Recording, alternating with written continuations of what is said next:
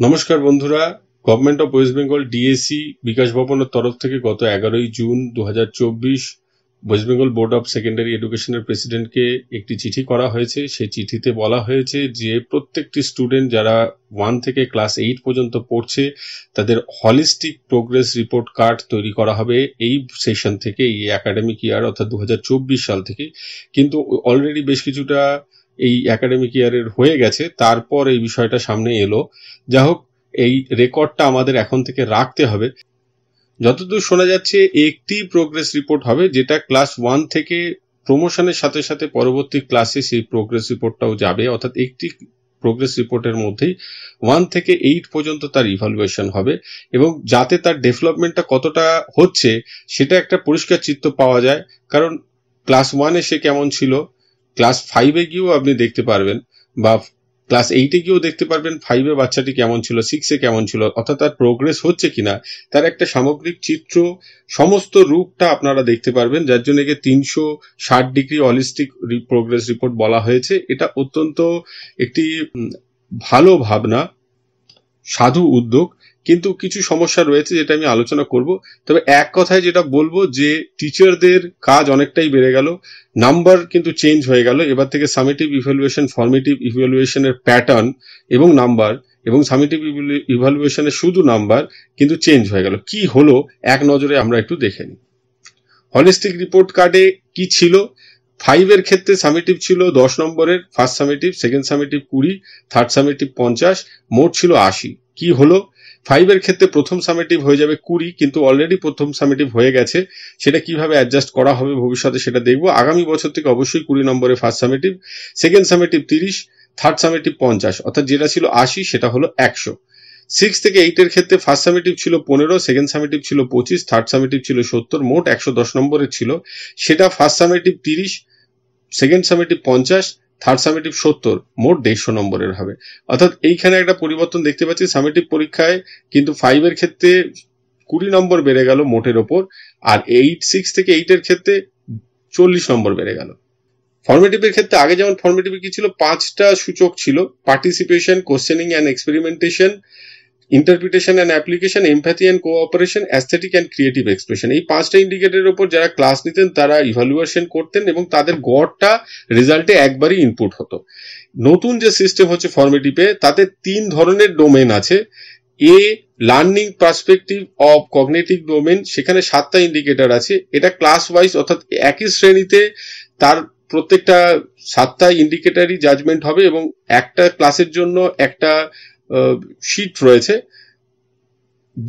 Behavioural cognitive outcome, এটা 10টা indicator আছে, এটাও প্রতি শ্রেণীর জন্য আলাদা আলাদা।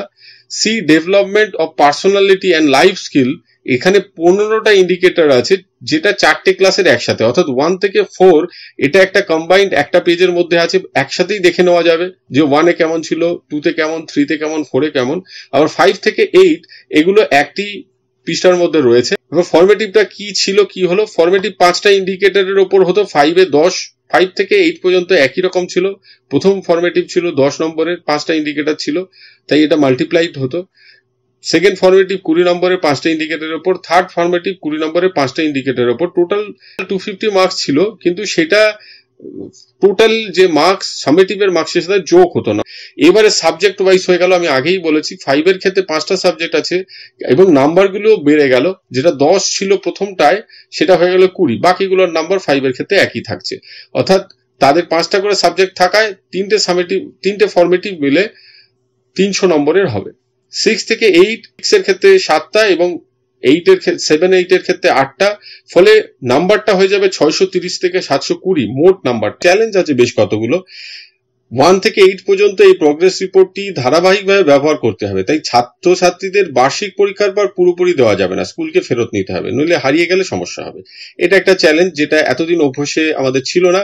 আমাদের রেজাল্ট দিয়ে আবার কিন্তু ফেরত নিতে হবে, বা in the meantime result ফেরত, সেই স্টুডেন্ট রেজাল্ট নিয়ে চলে গেল আর এলোই না, ফেরত হলো না, তাহলে বিকল্প কি ব্যবস্থা সেটাও কিন্তু ভাবতে হবে। 2 নম্বর হচ্ছে, এই বিপুল সংখ্যক প্রোগ্রেস রিপোর্ট সংরক্ষণের জন্য স্কুলগুলির উপযুক্ত আসবাব দরকার, যার জন্য অর্থ প্রয়োজন। কারণ প্রচুর রেজাল্ট যদি রাখতে হয় আলাদা করে, 3 নম্বর, প্রাইমারি থেকে হাই বা এক স্কুল থেকে অন্য স্কুলে ট্রান্সফারের ক্ষেত্রে ট্রান্সফার সার্টিফিকেটের সঙ্গে প্রোগ্রেস রিপোর্টটিও এক্ষেত্রে দিতে হবে। এই বিষয়টি বিশেষভাবে মাথায় রাখতে হবে। 4 নম্বর, বাংলা শিক্ষা SMS পোর্টালটি বর্তমান প্রেক্ষিতে পরিবর্তিত ও কার্যকর রাখতে পারলে অনলাইন তথ্য সংরক্ষিত থাকবে, যা বিশেষ ক্ষেত্রে বিকল্প হিসেবে কাজ করতে পারে। ওই যে বলছিলাম যে হয়তো রেজাল্টটা নিয়ে চলে গেছে বা রেজাল্টটা হারিয়ে ফেলেছে বা রেজাল্টটাকে নষ্ট করে ফেলেছে, ড্যামেজ হয়ে গেছে, তখন অনলাইন পোর্টাল থাকলে তার অন্তত তার এই যে 1 থেকে 8 পর্যন্ত আমরা যখন 360 ডিগ্রি একটা রেকর্ড রাখতে চাইছি, তখন অনলাইন একটা যদি ব্যাকআপ আমার না থাকে তাহলে কিন্তু সমস্যা হতে পারে। তা অনলাইন ব্যাকআপের কাজ বাংলা শিক্ষার SMS পোর্টালকে সেভাবে পরিবর্তন করলে করা সম্ভব। তবে এই যে প্রচুর ডেটা ইনপুট করতে হবে, এর জন্য স্কুলে ডেটা এন্ট্রি অপারেটর নিয়োগ করতে হবে।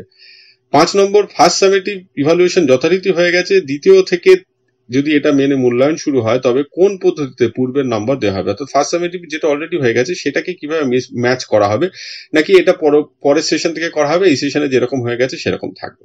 কিন্তু ফর্মেটিভের ক্ষেত্রে তো সেটা করা যাবে না। যাই হোক, সেটা নিশ্চয়ই নির্দেশ আসবে। 6 নম্বর হচ্ছে শূন্য পদে শিক্ষক ও শিক্ষাকর্মী নিয়োগ করতে হবে।